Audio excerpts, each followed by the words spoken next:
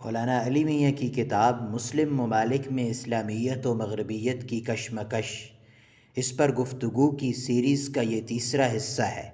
اس کا تعلق بھی پہلے باب ہی سے ہے۔ مولانا نے جزیرۃ العرب کو یورپی تہذیب کے مضر اثرات سے محفوظ رکھنے اور اس حوالے سے امت مسلمہ کے ذمہ داران کی مجرمانہ غفلت کا تذکرہ کیا ہے۔ یورپ نے جب اپنی مشینری، مصنوعات اور فکری فلسفوں کے ساتھ عالم اسلام کا رخ کیا تو جزیرۃ العرب بھی اس کے سامنے ٹھہر نہ سکا۔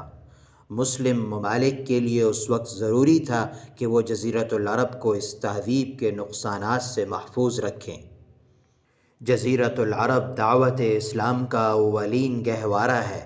مسلمانوں کے دماغوں میں اس کی مرکزیت قائم رہنی چاہیے اور ان کے تمام پروگرام اور منصوبے اس عظیم مقام کے تابع ہونے چاہئیں۔ یہ بات بھی طے شدہ ہے کہ جزیرۃ العرب محمد صلی اللہ علیہ وسلم اور ان کے صحابہ کا لگایا ہوا باغ ہے، آپ کی دعوت و محنت کا ثمرہ ہے، لہذا اس پر انہی لوگوں کا حق ہے جو صحابہ کرام کے صحیح نقش قدم پر چلنے والے ہیں۔ یہاں کسی بھی دوسری تہذیب یا مذہب کا وجود امت مسلمہ کے لیے مستقل خطرہ ہے، اور اسی خطرے کے پیش نظر پیغمبر صلی اللہ علیہ وسلم کی دوربین نگاہوں نے جزیرۃ العرب سے یہود و نصارہ کو باہر نکالنے کی وصیت فرمائی تھی، اور اس سے منع فرمایا تھا کہ وہاں اسلام کے سوا کسی دوسرے دین اور مذہب کا وجود ہو۔ اور پیغمبر کی یہ وصیت صرف جسمانی اخراج کے لیے نہیں بلکہ غیروں کے ہر قسم کے اثر و رسوخ اور ان کی دعوت و ثقافت کو باہر نکالنے کے لیے بھی تھی۔ مولانا فرماتے ہیں جزیرۃ العرب میں حرمین شریفین واقع ہیں، یہی وہ بلد امین ہیں جہاں رسول اکرم صلی اللہ علیہ وسلم پیدا ہوئے اور رسالت سے سرفراز ہوئے، اور جہاں حج کا فریضہ اور اس کے مناسک ادا کیے جاتے ہیں۔ اسی سرزمین میں وہ محبوب شہر مدینہ ہے جہاں رسول اللہ صلی اللہ علیہ وسلم نے ہجرت فرمائی، جہاں آپ کی مسجد و درسگاہ بنی اور پہلا مثالی اسلامی معاشرہ برپا ہوا، اور جہاں سے اسلامی دعوت اور اس کی فتوحات کا آغاز ہوا۔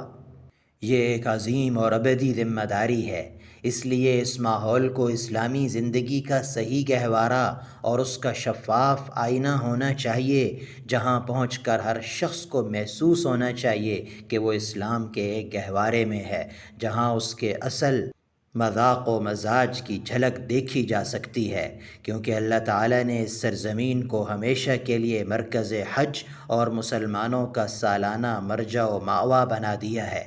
اس لیے انہیں یہ یقین رکھنے کا پورا حق حاصل ہے کہ وہ ایک ایسے شہر کا قصد کر رہے ہیں جو پاکیزگی کا معدن، دین کا گہوارہ، اسلام کا اخلاقی روحانی دارالسلطنت ہے، اور قدرتی طور پر اسلام دشمن رجحانات اور اس کی تعلیم کے مخالف اثرات سے اتنا دور ہے جس کا عہد حاضر میں تصور کیا جا سکتا ہے۔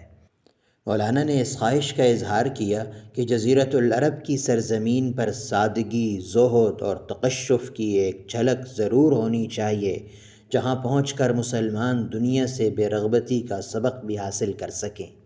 مصنف نے اس خطرے کا بھی اظہار کیا کہ کہیں ایسا نہ ہو کہ حرم شریف عبادت کا ایک جزیرہ بن کر رہ جائے جس کے ارد گرد مادی تہذیب کا سمندر موجیں مار رہا ہو۔ مولانا نے جس خطرے کا 1970 میں ذکر کیا تھا وہ آج حقیقت بن چکا ہے، بلکہ حالات اس سے بھی کہیں زیادہ خراب نظر آ رہے ہیں۔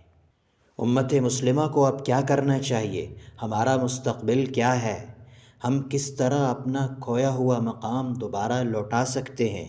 اس بارے میں مولانا کی رائے کیا ہے اور وہ کیا لائحہ عمل تجویز کر رہے ہیں؟ اسی کو ہم بیان کریں گے، دیکھتے رہیں۔